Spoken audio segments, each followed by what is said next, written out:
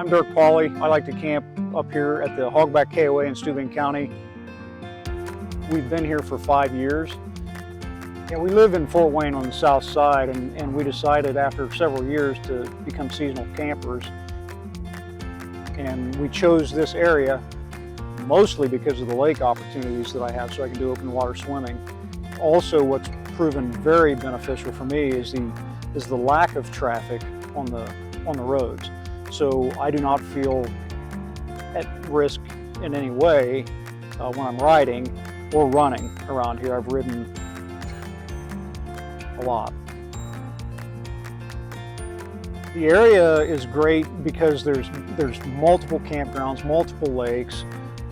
There's also Pokagon State Park that provides the opportunity for a lot of outdoor activities as well. You could ski on some of the lakes and so on. This provides an opportunity for everyone just to be able to get outside, get away from their home if it's local, I guess, and if you want to seasonally camp or not. If you want to be a weekender, you can do that as well.